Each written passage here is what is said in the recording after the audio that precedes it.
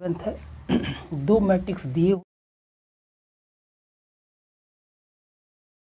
हुए हैं और हमें ए बी सी का वैल्यू निकालना है जो कांस्टेंट्स हैं। आइए किस तरह से निकालें, पहले क्वेश्चन को लिखते हैं।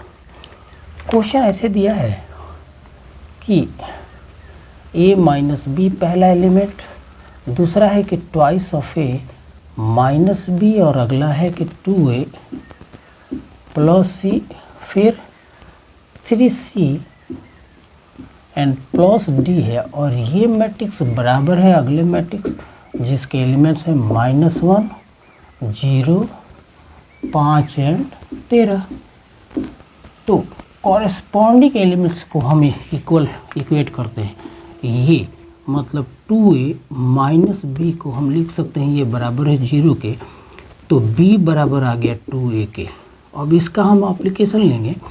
इसके लिए a माइनस बी बराबर लिख सकते हैं -1 के, और b के बदले ये a माइनस बी के बदले 2a लिख दिया तो ये हो जाएगा -1 के, तो -a बराबर आ गया, तो a b निकल गए और c का मान निकालते हैं। अब 2a प्लस c को हम लिख सकते हैं बराबर 5 के, और यहाँ पर 2a का वैल्यू रख दिया 1 प्लस c बराबर 5, तो c हो जाएगा 5 माइनस 2 बराबर 3। अतः हमने इस तरह से a, b और c तीनों के मान निकाल लिए। इसी का अब क्वेश्चन नंबर 8 है। क्वेश्चन नंबर 8 में थोड़ा सा सोचने वाली बात है और हल्का सा केयरफुली सोच करके हमें आंसर देना होगा। तो पहले क्वेश्चन देखते हैं और ये सोचते हैं कि क्या सोचना है हमें। क्वेश्चन ऐसे दिया हुआ है कि ए एक ऐसे मैट्रिक्स के एलिमेंट को शो करता है जिसमें ए आई जे ऐसे दिया हुआ है और इसका ऑर्डर है m इंटू n, मतलब ऐसा मैट्रिक्स जिसमें रो की संख्या नंबर ऑफ रोज हैं और नंबर ऑफ कॉलम्स हैं n। तो ये स्क्वायर मैट्रिक्स तभी संभव होगा जिसके लिए 4 विकल्प दिया है। पहला विकल्प ये दिया है कि m should be more than n, दूसरा विकल्प b दिया है कि m should be less than n, और c तीसरा विकल्प दिया है कि m should be equal to n, और d और लास्ट विकल्प है कि none of the above relation.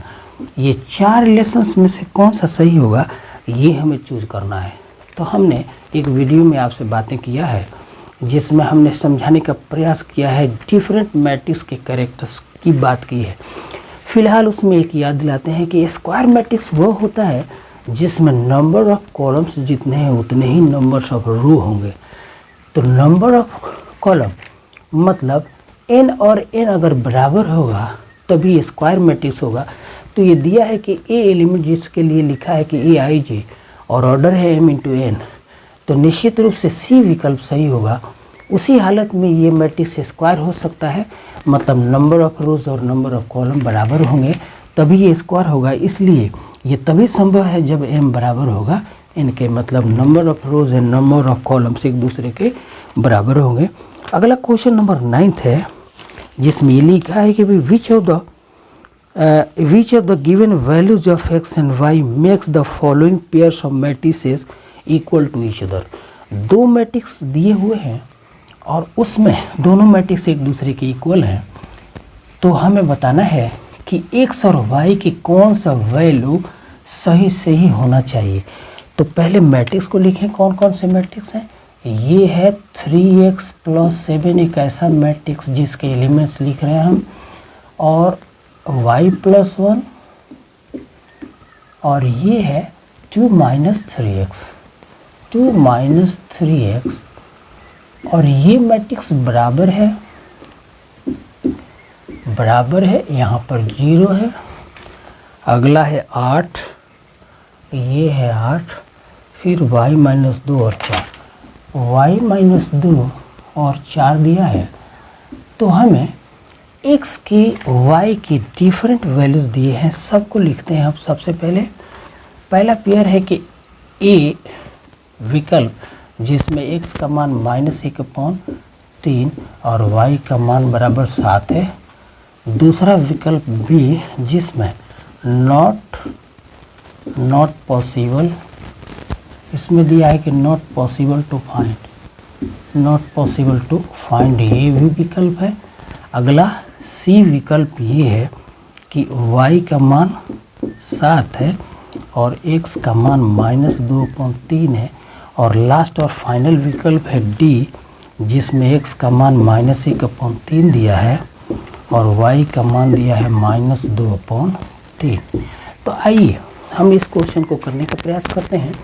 Corresponding elements को बराबर करते हैं, क्योंकि 2/2 ऑर्डर का ये भी है, ये भी 2/2 ऑर्डर का है, तो कॉरेस्पॉन्डिंग एलिमेंट्स इक्वल होंगे, मतलब 3x + 7 बराबर होगा 0 के। तो x का मान आ गया -7/3 और इसमें x के लिए ये लेते हैं हम एलिमेंट, ये 4 के बराबर होगा, मतलब 2 - 3x ये बराबर हो गया 4, तो -3x बराबर हो गया 2, तो x का मान हो गया -2/3।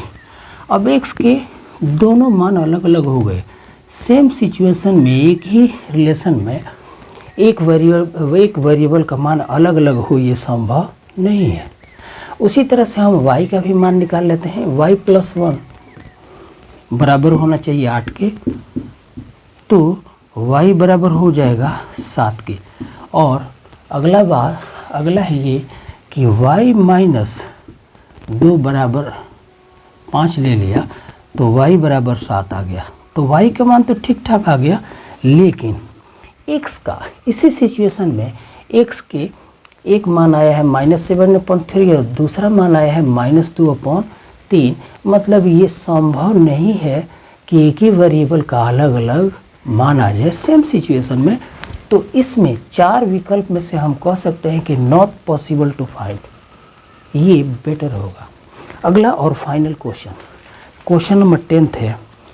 क्वेश्चन नंबर 10 में कुछ ऐसे दिया है कि the number of all possible elements of A matrix of the order 3/3 with each elements either 0 और 1 इज।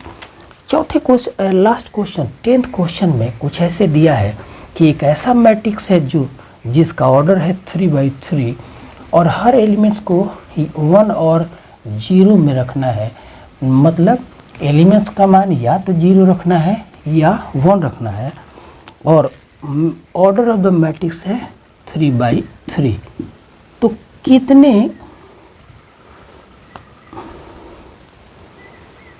कितने पॉसिबल मैट्रिसेस संभव हैं?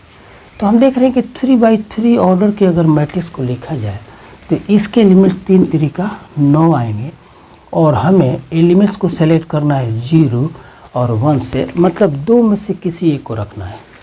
तो इनकी संख्या कितनी हो गई? ये हो गई 2। और हम जानते हैं कि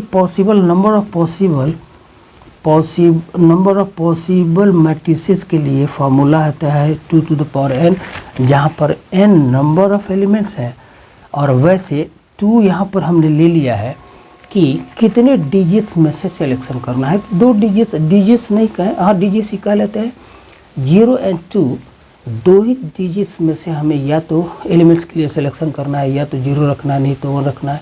तो ये 2 हो गए, तो 2 का पावर n मतलब 9 करेंगे, क्योंकि नंबर ऑफ एलिमेंट्स 9 हो रहे हैं, मतलब 2 का पावर 9 तरह के मैट्रिसेस संभव हैं। तो ये आ जाएगा 2 को 9 बार अगर गुणा करते हैं तो 2 ×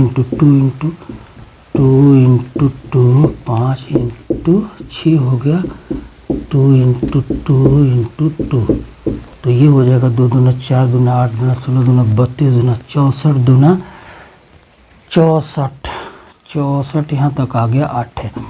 64 को 8 से गुणा कर दिए तो 8 चौका 32 के 2 3, 8 6 48 और 3 51, मतलब 512 होना चाहिए नंबर ऑफ। तो इसका विकल्प में दिया है, एक तो 27 दिया है, दूसरा 18, अगला 81 है और सबसे लास्ट वाला डी विकल्प है 512। तो इसमें सही उत्तर मेरे हिसाब से 512 होगा।